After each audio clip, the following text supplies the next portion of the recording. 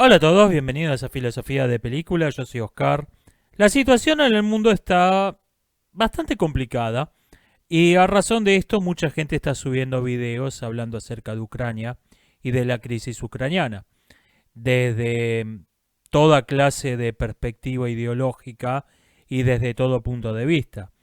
Algunos se van literalmente a hablar de los vikingos, no es una exageración esto, y otros más razonables se limitan a comentar la historia de las relaciones entre la OTAN y la Federación Rusa en los últimos 30 años, con una sucesiva firma de tratados, acuerdos, pactos, que las dos partes usaron respectivamente como papel higiénico.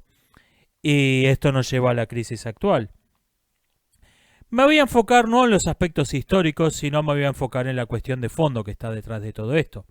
¿Por qué Putin quiere Ucrania? Este es el asunto. La ¿Hasta qué punto son legítimas sus pretensiones sobre Ucrania? No me voy a ocupar, esa es la parte complicada. Me quiero enfocar en lo que está de fondo. ¿Qué quiere? El asunto de fondo es este. Rusia es el país más grande del mundo, con diferencia, con 17 millones de kilómetros cuadrados. Pero, aunque la mayor parte de su frontera es marítima, tiene realmente muy pocos puertos útiles. Sus salidas al mar están mayormente en el Ártico, que está alejado de la zona más próspera, más industrializada de Rusia, que están en el sur, y por lo tanto, para transportarlo hasta el mar Ártico, tiene un costo de transporte terrestre considerable, y además no son aguas fácilmente navegables y, diga lo que quiera Greta Thunberg, hace un frío de cagarse. Entonces, las salidas al mar realmente útiles que tiene Rusia están en el enclave de Kaliningrado, en Europa, que no es un territorio fácilmente defendible militarmente. Que Kaliningrado siga siendo territorio ruso depende por completo de las buenas relaciones entre la Unión Europea y la Federación Rusa. Buenas relaciones que no están para nada aseguradas. Sus otras salidas importantes al mar son el mar de Azov, el mar de Azov es básicamente una bahía gigantesca en el Mar Negro, y el mal llamado Mar Caspio. Ahora bien, estos dos territorios están separados por un puente de tierra de unos 800 kilómetros que va desde la frontera de Ucrania hasta la desembocadura del Volga. Una operación militar para tomar ese puente de tierra sería relativamente fácil. Y este es el gran punto débil que tiene Rusia, y los rusos lo saben muy bien, porque ese era el objetivo de la operación Barbarroja en la década del 40, capturar ese puente de tierra entre el mar de Azov y el mar Caspio. Veamos esta situación hipotética. Supongamos que ustedes tienen una fábrica de televisores en Kazajstán y una tienda de electrodomésticos en Buenos Aires está interesada en comprarles un embarque de televisores. Muy bien, ustedes embarcan los televisores en un container en Kazajstán, salen al mar Caspio, que se llama mar, pero en realidad es un lago de agua salada. Lo que pasa que cuando una masa de agua se considera un mar, está sometida a unas leyes internacionales distintas que si fuera un lago. Por eso todos los países de la región acordaron, vamos a hacer de cuenta que esto es un mar, aunque de hecho es un lago. Atraviesa el mar Caspio, decía, remonta el Volga río arriba, que no es un río muy torrentoso, atraviesa el canal Don-Volga en territorio ruso, baja por el Don hasta el mar de Azov. Una vez de ahí, sale al mar Negro propiamente dicho, a través del estrecho de Kerch, que está desde 2014 está en poder efectivo de los rusos, aunque nominalmente pertenece a Ucrania. Y desde ahí atraviesa el estrecho de los Dardanelos al Mediterráneo. Atraviesa el Mediterráneo y sale al Atlántico por el estrecho de Gibraltar y de ahí viene a Buenos Aires. O sea, El camino es relativamente fácil, relativamente directo, y la mayor parte son aguas internacionales. Solamente tiene que pagarle un modesto peaje a los rusos para usar el canal Don-Volga. Este es por eso, ese puntito en el mapa que parece una cosa de nada, tiene una gran importancia estratégica. Lo que nos lleva a la cuestión, ¿por qué quiere Putin Ucrania? Bueno, desde 2014 Rusia controla efectivamente la península de Crimea, en Ucrania, aunque ningún país en el mundo, o menos ningún importante que yo sepa, reconoce esa ocupación como legítima. Tiene también el control efectivo, aunque indirecto, por voluntarios rusos, entre comillas, que ocupan dos regiones en la frontera este de Ucrania. Si Rusia lograra unir esos dos territorios, los lograra unir en un continuo y llevar a la frontera efectiva al río Dnieper, que es el río principal de Ucrania, que desemboca en el Mar Negro, esto convertiría, de hecho, al Mar de Azov en un lago ruso. Y este es el verdadero objetivo de Putin. No quiere tomar toda Ucrania. Si la toma, bienvenido sea. Pero lo que le interesa es unir estas dos zonas de ocupación que ya tiene en un continuo, llevar la frontera hasta el río Dnieper, la frontera real, aunque ningún país en el mundo la reconozca, y convertir al Mar de Azov en territorio ruso. ¿Por qué? Porque ya no es tan fácil lanzar una operación militar para cortar las salidas al mar de Rusia. Ya no es tan fácil lanzar una operación Barbarroja 2.0. Este es el objetivo. Rusia tiene lo que se conoce como un ejército pesado. Un ejército pesado se caracteriza por tener una cantidad desproporcionada de blindados con el total de las tropas. Es propio, los ejércitos pesados son propios de regímenes totalitarios. Otra característica frecuente que acompaña a la que le da ese nombre es tener una cantidad enorme de infantería, pero muy mala. O sea, muy numerosa, pero integrada por soldados indisciplinados, mal entrenados y mal armados. O sea, son matones y no guerreros. La función principal de esos ejércitos es la represión. La defensa del territorio es secundaria. Ahora bien, como sea, tiene que defender el territorio, se ha desarrollado una estrategia propia para ejércitos pesados, que es el llamado ataque en profundidad. El ataque en profundidad es una estrategia que consiste en extender el frente todo lo posible,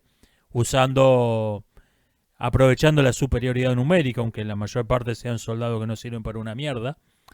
Extender el frente todo lo posible, obligar al enemigo a extender por lo tanto su frente, elegir un punto y lanzar sobre ese punto un ataque con todo, a cualquier precio, con todo lo mejor que se tiene, con los mejores blindados, con la mejor aviación, con los soldados de verdad.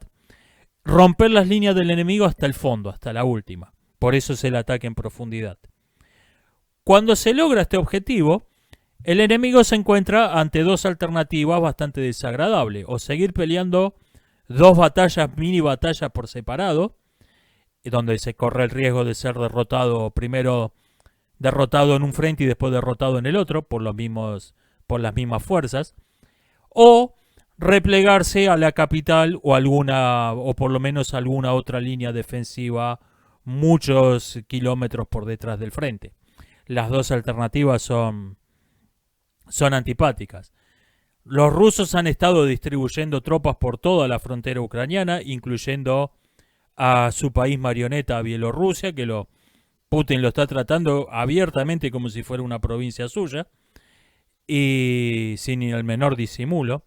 Por lo tanto, es de esperar que vayan a lanzar un ataque en profundidad, que vayan a atacar por todas partes, por todos los frentes, y lancen un ataque con todo, con lo mejor que tienen, en algún punto del este de Ucrania, que desde luego ese punto Debe ser secreto hasta para varios generales rusos, menos puedo saber yo cuál es. Probablemente lancen un desembarco masivo en la playa de Odessa. Esto puede ser con la misma intención de ampliar el frente todo lo posible y obligar a los ucranianos a replegarse a Kiev. Gran diferencia que tiene Putin con su predecesor Stalin y con otros anteriores es que a Putin sabemos que le gustan las guerras cortas y baratas. Putin usa la guerra para negociar con ventaja y no busca la rendición incondicional del enemigo como a cualquier precio como Stalin. Esto en sí podemos decir que es una buena noticia porque lo esperable es que después de obligar a los ucranianos a replegarse a Kiev, antes de lanzar la batalla de Kiev, que sería una carnicería, sería una masacre, lo esperable es que Putin aproveche el miedo de los enemigos y diga, ok, sentémonos a negociar ahora. Y obtenga lo que quiera. Es, no sé, deseable hasta cierto punto, ¿no? Sería un triunfo para un tirano, pero digo, sería deseable desde el punto de vista de que sería una guerra relativamente poco sangrienta, eso fue lo que quise decir. No que sea deseable que un tirano se expanda más de lo que ya está. ¿Qué va a pasar del otro bando? La OTAN ya ha dejado bien en claro que no tiene intención de apoyar a Ucrania de modo directo. Le van a dar seguramente, le están dando armas. Y probablemente vayan grupos de voluntarios, probablemente manden agentes de inteligencia a entrenar combatientes. No mucho más que eso. No tienen esa intención y la verdadera razón no la está diciendo prácticamente nadie. La verdadera razón es que Rusia los tiene a la Unión Europea agarrado de las pelotas con el gas. Durante años, la Unión Europea destruyó de modo extraordinariamente estúpido su autonomía energética, siguiendo los delirios de grupos de chiflados ambientalistas con enormes recursos de origen desconocido para hacer propaganda como Greta Thunberg. La estupidez es un recurso barato y extraordinariamente abundante, y los rusos desde hace décadas que saben usarlo como arma de guerra. La Unión Europea ya está derrotada antes de empezar la guerra, porque no puede ir una guerra con Rusia porque Rusia le corta el gas, y lo único que tendrían, o prácticamente lo único que tendrían, son trastos contaminantes y absolutamente inútiles made in China, que son los paneles solares. O sea, la verdadera fuente de energía de la Unión Europea es Rusia. Rusia les corta el gas y eso es un arma de destrucción masiva, no necesita tirarle ninguna bomba. Esa es la verdadera razón, que no la está comentando prácticamente nadie, pero esa es la verdadera razón por la que la Unión Europea no quiere ir a la guerra con Rusia. Hay una gran excepción a esto, es que es Polonia. Polonia tiene unas pésimas relaciones con la Unión Europea. Allá lejos y hace tiempo, en el remoto 2019. Éramos tan jóvenes idealistas. La OTAN, que hoy el mundo está hablando como si fueran amigos de toda la vida. Las relaciones entre los países de la OTAN se estaba hablando abiertamente como Guerra Fría. Algunos analistas lo llamaban la Guerra Fría en Europa. Entre el Reino Unido, que abandonó la Unión Europea, y algunos países del este que estaban amenazando con romper con la Unión Europea y crear un nuevo bloque con el Reino Unido como hegemón. Bueno, uno de esos países es Polonia, que ha estado emitiendo bonos de guerra. Los bonos de guerra son un modo de aumentar artificialmente el presupuesto militar, más allá de lo que es económicamente posible, vendiendo bonos a futuro. Y es una medida que se aplica, como su nombre lo indica, se aplica generalmente en tiempos de guerra. Es muy raro que alguien emita ese tipo de bonos en tiempo de paz. O sea, los polacos ya se están comportando como si ya estuvieran en guerra. Y tienen un ejército de 300.000 hombres, que hoy en día eso no es poca cosa. Y esos tipos odian realmente a los rusos. Entonces, tenemos gente que no está interesada en una guerra fría, no está interesada en prepararse para la guerra dentro de 5 años, dentro de 10 años. Polonia está preparada para la guerra ahora. Por lo tanto, esos tipos quieren ir a la guerra ahora.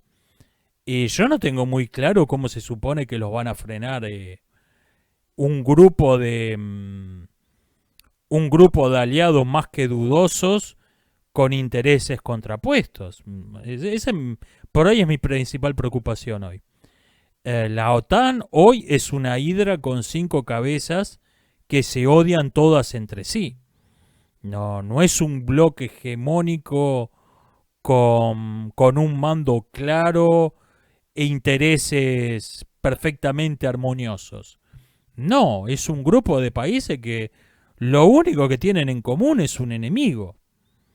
Y no es un grupo que va a tomar decisiones de modo eficiente, rápido y claro, sin contradicciones.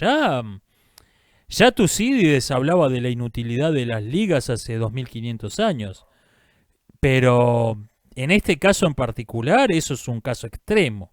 La OTAN hoy apenas es una liga, son un grupo de países unidos por un enemigo común y nada más.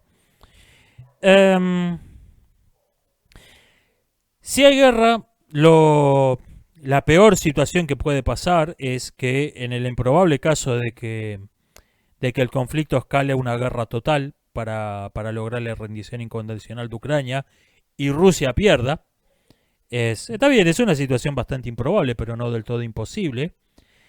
Lo peor que puede pasar es que la OTAN lance una operación Barbarroja 2.0. Intente cortar, ocupar el Volga hasta su desembocadura y cortar los accesos al mar de Rusia. Esta situación fue muy cuidadosamente estudiada por la defensa rusa.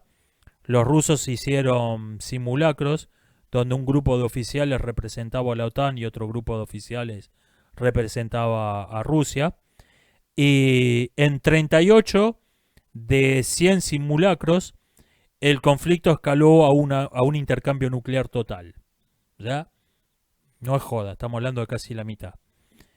Y si se diera el caso, si hubiera un intercambio nuclear total entre Rusia y la OTAN, se ha estimado que morirían 100 millones de personas solo en los bombardeos. Una cantidad difícil de estimar, probablemente más de 500 millones como consecuencias indirectas de los bombardeos. O sea, consecuencia de la destrucción de las instalaciones sanitarias, del agua corriente, de las carreteras. Probablemente matarían mucha más gente que los bombardeos.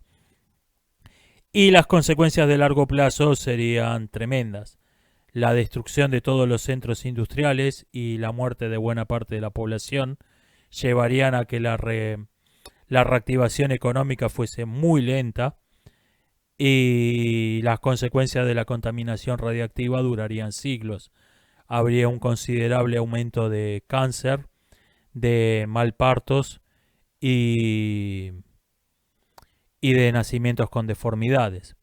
Esto sobre todo porque al ser tanto los territorios, las tierras de cultivo contaminadas, sería inviable establecer zonas de exclusión en todas ellas. Entonces habría que aislar únicamente las más contaminadas y permitir la agricultura y la ganadería en las que tienen niveles más bajos de contaminación. Esto llevaría a que millones de personas estuvieran consumiendo alimentos con contaminación radioactiva.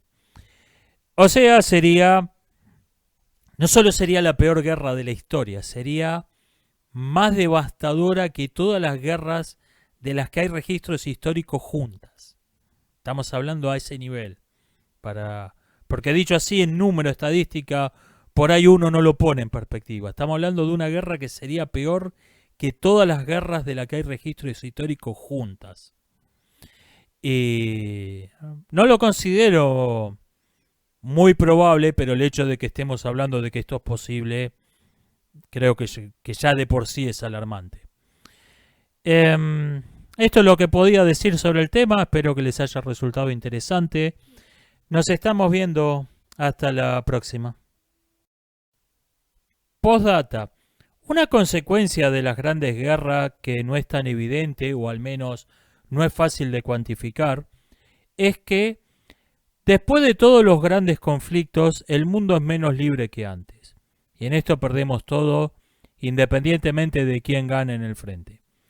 En todas las grandes guerras, desde los conflictos entre potencias semi-industrializadas del siglo XVIII hasta el presente, ha habido una serie de constantes, y es que los cambios que se implementan con la excusa, con el pretexto de la guerra, se vuelven permanentes o incluso se profundizan en tiempos de paz. En todas las grandes guerras se ha militarizado a la sociedad con diversos métodos.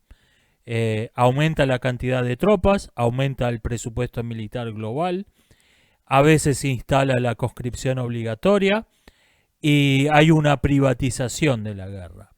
Desde las licencias de corso hasta los vínculos crecientes entre la industria y el ejército, que llegan al punto en los países más industrializados, llegan al punto de que hace décadas que no se habla más del ejército y la industria, sino del complejo militar industrial.